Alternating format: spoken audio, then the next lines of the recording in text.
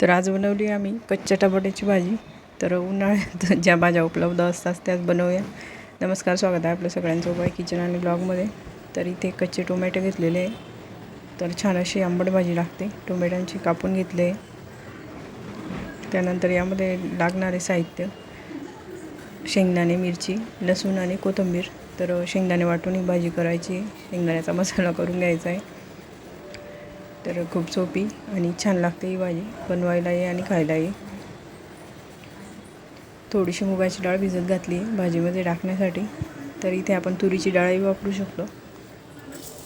तेल गरम करून घेतलं आहे. त्यामध्ये जिरं, हिंग घालून घेतला आहे, हळद, आणि त्यानंतर मग त्यामध्ये टोमॅटो वाफवून घ्यायचे. एकदम सोपी अशी भाजी आहे.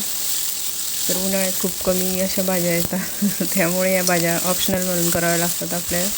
आणि टोमॅटोची भाजी असे टोमॅटो कायम असतात त्यामुळे छान लागते भाजी. तर इथे मीठ टाकून घेतलं आहे टोमॅटो चवीपुरतं. आणि बिना पाण्याचं तिथे टोमॅटो वाफवून घ्यायचे. नंतर शेंगदाणे वगैरे भाजून घ्यायचे थोडेफार.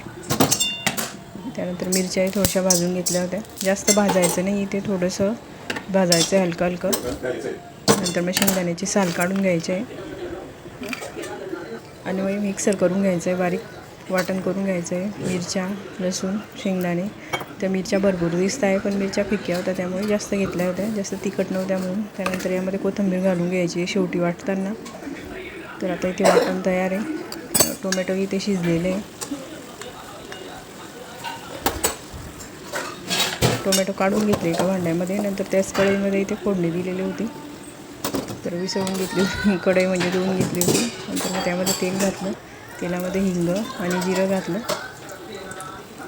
नंतर मग थोडी हळद घातली. हळद तेलामध्ये घातली की शेंगदाण्याच्या ज्या भाज्या असतात आपल्या त्याची रंग चांगला येतो. कोथिंबीरही घातली तेलामध्ये. नंतर वाटण घालून घेतलं होतं शेंगदाण्याचं.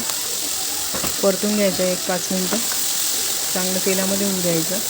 तसेच आपण शेंगदाणे भाजलेलेच असतात त्यामुळे थोडा वेळ परतून घ्यायचं व्यवस्थित तेलामध्ये. आणि कोथिंबीर तेलामध्ये सोडले की रंगही छान येतो कोथिंबीरचा. चवीपुरतं मीठ टाकून घ्यायचं इथे, कारण ऑलरेडी टोमॅटोमध्ये शिजताना मीठ घातलेलं असतं. तर थोडासा मसाला होता तो टाकला आणि थोडं पाणी टाकलं होतं. नंतर मग परत त्याला होऊ दिलं होतं थोडा वेळ. हलवून घ्यायचं व्यवस्थित, म्हणजे खाली लागते ती भाजी, लागत नाही मग पटापट हलवल्या गेले की. त्यामध्ये शिजवलेले टोमॅटो घालून घ्यायचे. यामध्ये पाणी सुटलेलं होतं तेवढं पाणी घातलं आणि नंतर मग हलवून घेतलं. आणि जेवढं आपल्याला पाणी पाहिजे तेवढं आपण नंतर घालू शकतो. तर यामध्ये गरम पाणी वापरायचं आहे, म्हणजे भाजीची चव चांगली लागते. तर इथे थोडीशी मूठभर मुगाची डाळ घालून घेतली यामध्ये. तरी ते तुरीची डाळ घातली तर तरी छान लागते, चवळीची डाळ घातली तरी छान लागते.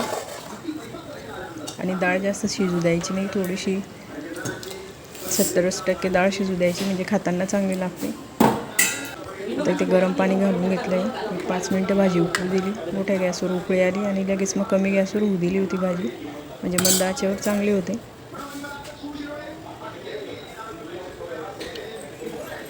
कोथिंबीर परत घालून घेतली, कारण जेवढी कोथिंबीर असते तेवढ्या भाज्या चांगल्या लागतात आणि दिसताही छान.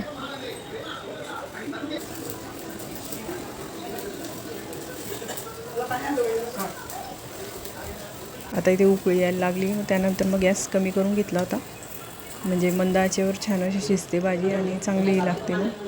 तर असेच आमचे व्हिडिओ बघा, चॅनल सबस्क्राईब करा, फेसबुक पेजलाही आमच्या फॉलो करा. व्हिडिओ आवडत असेल तर नक्की कमेंट करून तुमच्या प्रतिक्रिया कळवा. कमी गॅस केलेला आहे आणि भाजी अशी छान झालेली होती. मग नंतर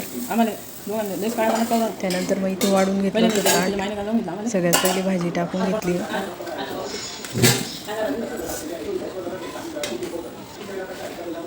मिरच्या घेतल्या तोंडी लावण्यासाठी, कारण आपल्या इकडे शेंगदाणे लावून भाजी असली की मिरच्या आपण घेतोच.